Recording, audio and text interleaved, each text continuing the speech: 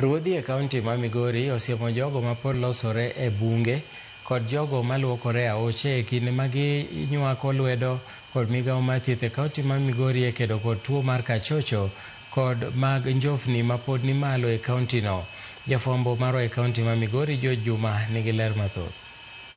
Kaunti ma Migori en achiel kuom kaunti e piny Kenya ma pod tuoche mane ojwang' kae paro ne giserumo ma ong'ere kaka neglected tropical diseases ma oting'o tuono mar kachocho pod sando oganda mathoth. Migawo mar thieth e kaunti ma Migori ka otenore kod ruodhi kod oganda moko dhi nyime kod kedo kod landruok mar tuochegi, to ahinya tuono mar kachocho ma sani pod nitie 18.9% e kaunti ma Migori. Every county was found to have the highest preference for schistosomiasis, all bilharzia in that case, at 18.9%. In terms of soil-transmitted ailments, Awendo and Rongo have the highest preference, which is above 10%.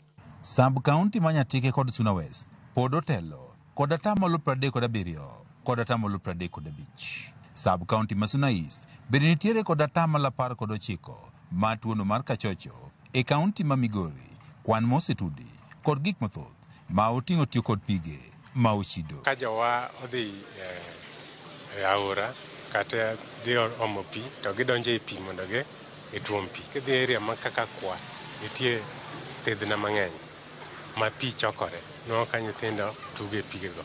Kendo mano biro no ka survey wane ogolo ni Kwa kuno nigi percentage mamalo, almost 27%. Apisa ma ochung'ne kedo kod tuochego mane osejwang' kae paro ne giserumo mon kaka neglected tropical diseases e kaunti ma Migori, Nicholas Makworo wacho ni gisechiwo yedhe mar geng'o tuoni mar kachocho kod tuoche mamoko e kinde ma okalo, kendo gidhi chiwo moko e dwe mar 11. This time in November from 6th to 9th, we'll be carrying out mass drug administration for schistosomiasis and soil-transmitted ailments. The hotspot ward, we are targeting everybody. That is Wiga ward, got Kachola, Kacheng and Muuru. And for the rest of the wards, we'll be targeting those ones who are 5 years to 14 years of age. Makworo kata kamano wacho ni oganda nyaka koro lok timbegi ma oting'o weyo losore e bunge, luokruok e aoche kod kata tiyo kod pigego ma olil mamiyo tuochegi koro pod landore. Intervention is to educate the community to avoid defecating in the open waters and also to avoid visiting the water invested. E okang' mar duoko piny tuo mar kachocho e kaunti ma Migori, ruodhi bende koro nywande mondo koro kony e neno ni oganda koro bedo kod chope kendo gitiyo kodgi e yono makare, kaachiel kod neno ni oganda bende ok olwokore e aoche. Wadhi revisit mondo wang'e ni each and community, every member of the community nigi cho. One mane ji luokore aoche. But sani eri wa encourage dala ka dala mondo ji olwokre dala e baf. Dala ka dala nitiere onego bed gi baf, onego bed gi rak, onego bed gi kibuyu me ji loge cha. Samoro moro ma ng'ato dwa dhi oko matin kata maduong' wadonje cho. Mar ariyo onego bed ni walogo sate.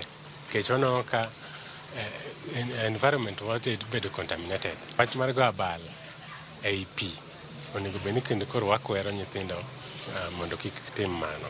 Lipot yango ni aoche mathoth e kaunti ma Migori ma oting'o aorano mar Ongoche e sub-kaunti ma Suna West kaachiel kod Nam Lolwe nitie kod kute makelo tuo mar kachocho kaachiel kod tuochego mag njofni. So we encourage them to actually not to expose themselves to water invested bodies. And then another intervention is actually for the government to actually provide safe drinking water. George Juma, Ramogi TV, Migori. Erokamano nyaka Ramogi kuom medo kete Ramogi TV. Ng'ato ndiko gimoro kama ok adwa.